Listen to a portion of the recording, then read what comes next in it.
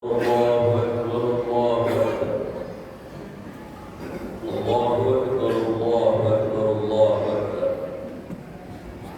الله أكبر الله أكبر الله أكبر الله أكبر ولله الحمد. الحمد لله الذي أمرنا أن نضحي في يوم النهار. أشهد أن لا إله إلا الله وحده لا شريك له وأشهد أن محمدا عبده ورسوله لا نبي بعده.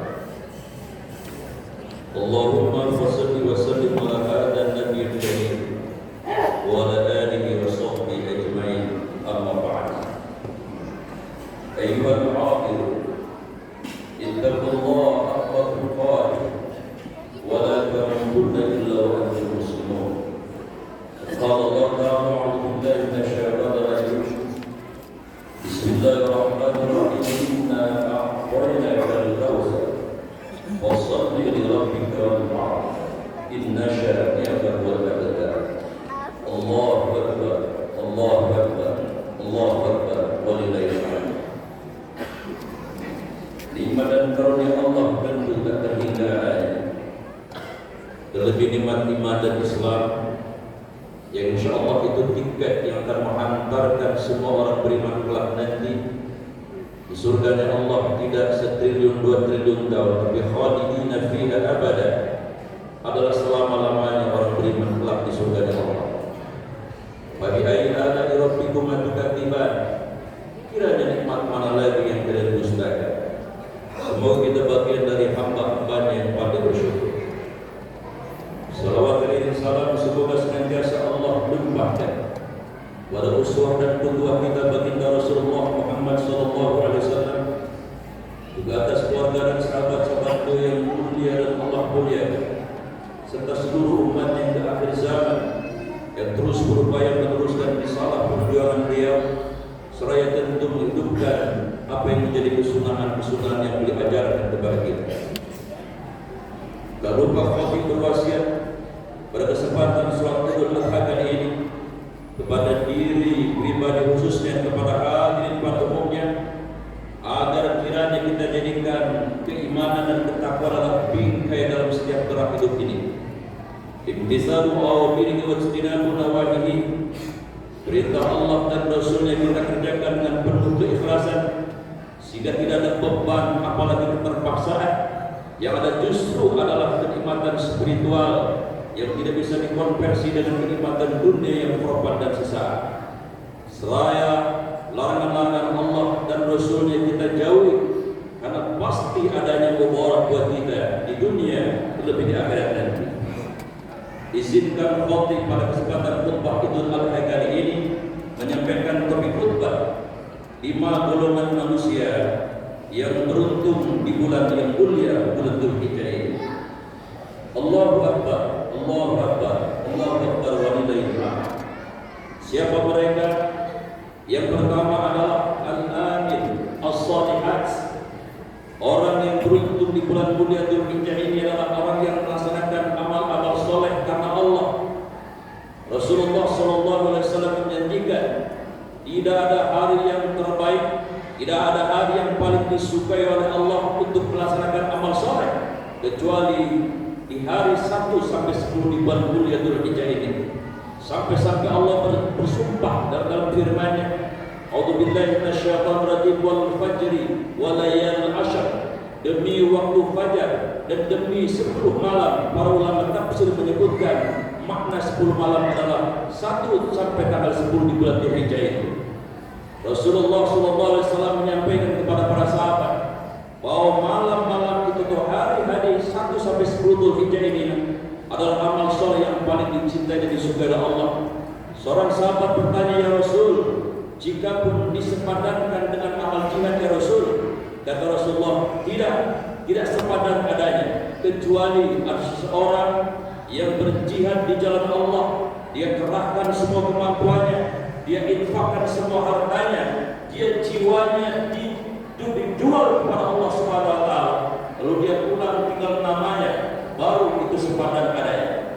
Maka kesimpulannya hadirin, orang yang beruntung di bulan mulia Dzulhijjah ini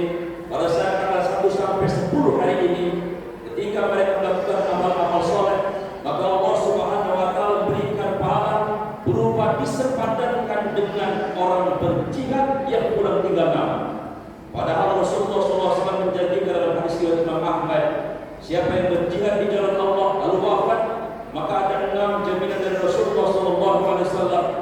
Yang pertama, darah belum tumpah di muka bumi ini, Allah sudah ampuni semua dosa-dosanya.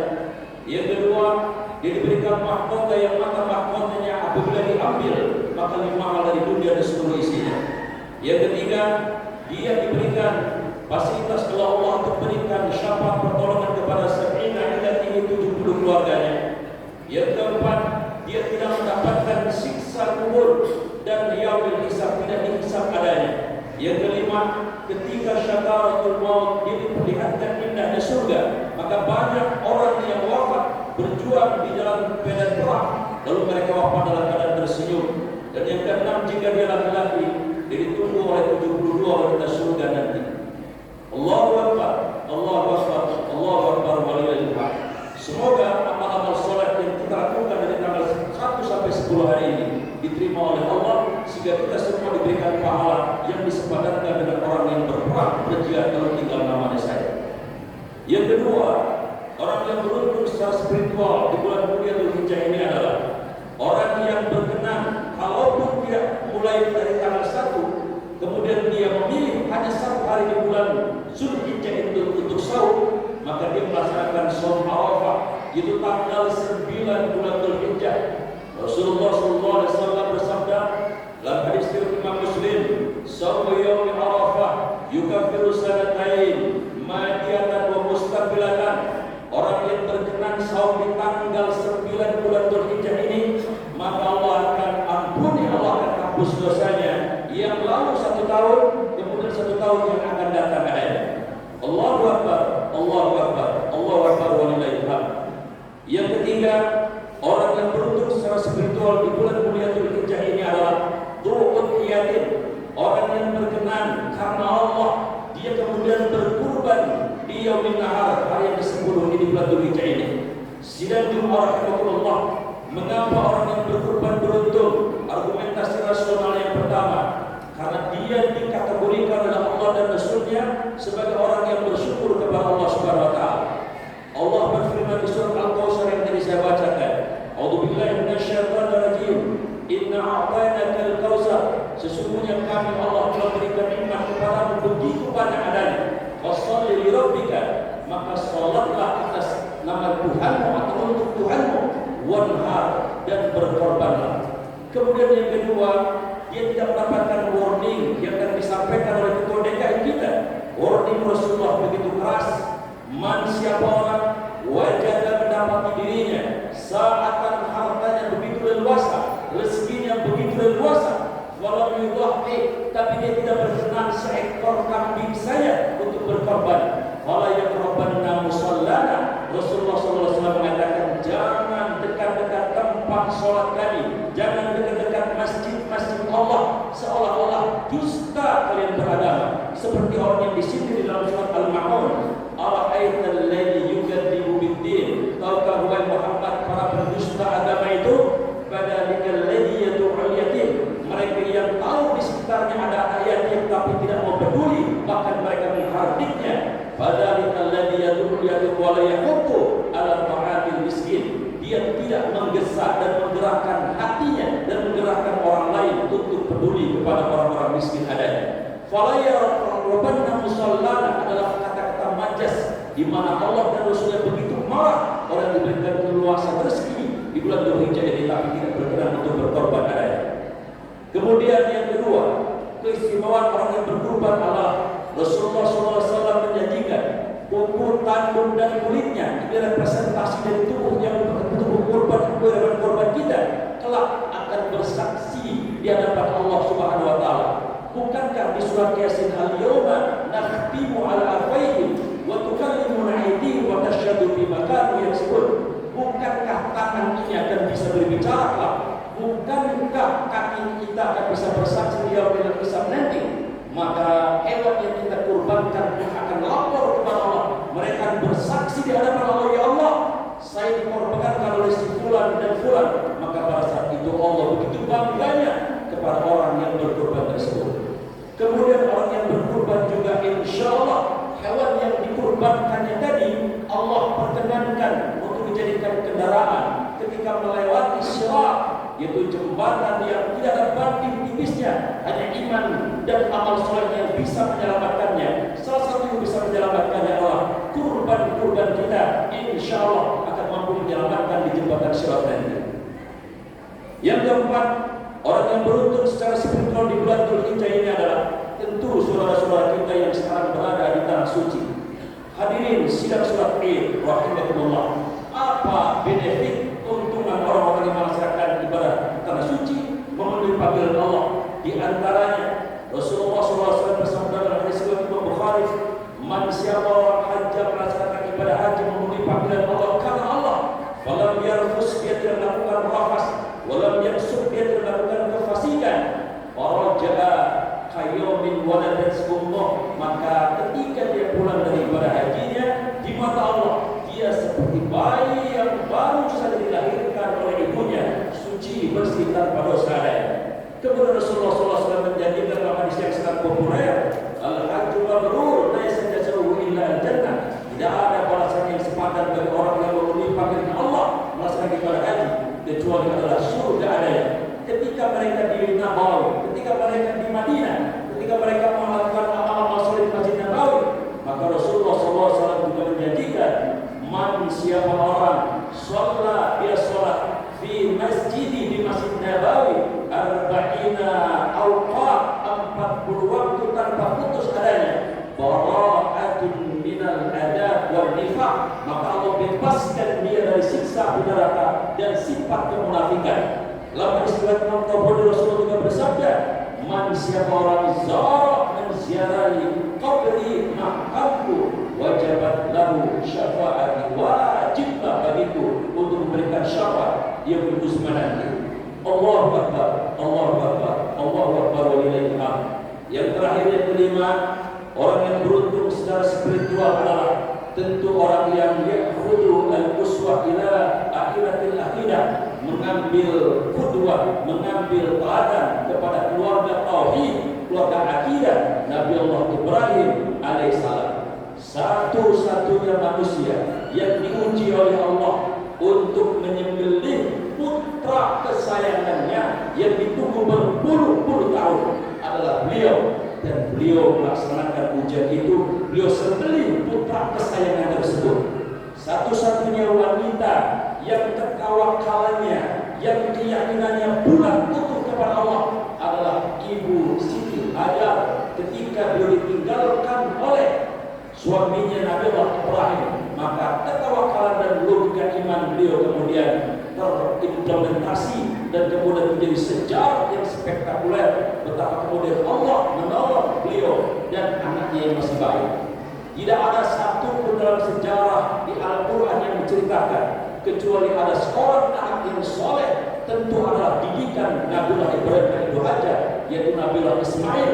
Ketika Nabi Ibrahim meminta pendapatnya di surat As-Saffat ayat 102, "Ya bunayya, wahai anak Ismail, inni ara fil manam, ayah anda bermimpi, anni atbauka, ayah anda disuruh oleh Allah untuk menyembelihmu, fandur mada tara, maka bagaimana kiranya pendapat engkau wahai anda, wahai ananda?"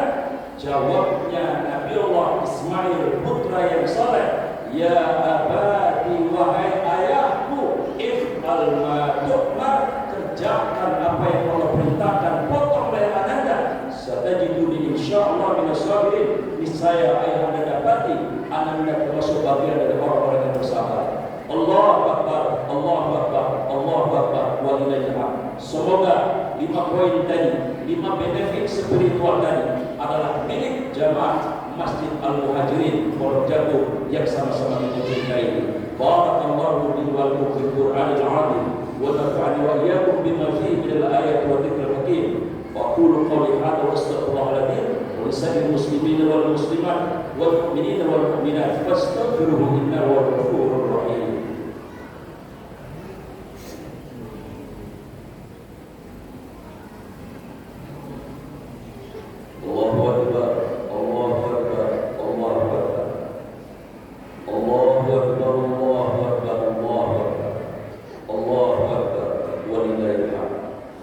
Alhamdulillahilladzi ليظهره على الدين كله وكفى بالله شهيدا. أشهد أن لا إله إلا الله وحده لا شريك له وأشهد أن محمدا عبده ورسوله لا نبي بعده. اللهم صل وسلم على هذا النبي الكريم وعلى آله وصحبه أجمعين. أما بعد، أيها الحاضرون، أوصيكم وإياي بتقوى الله لعلكم تفلحون.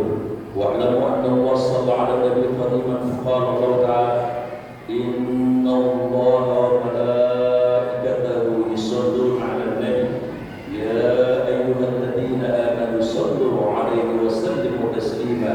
اللهم صل وسلم وبارك على سيدنا محمد وعلى آله وصحبه أجمعين والحمد لله رب العالمين. اللهم اغفر للمؤمنين والمؤمنات والمسلمين والمسلمات الأحياء منهم والأموات ويا قاضي الحاجة. اللهم لك الملك كله ولك الحمد كله وإليك نرجو الأمر كله. نسألك من الخير كله ونعوذ بك من الشر كله. ربنا آتنا في الدنيا حسنة وفي الآخرة حسنة وقنا عذاب النار. الله أكبر الله أكبر الله أكبر ولله الحمد. السلام عليكم ورحمة الله وبركاته.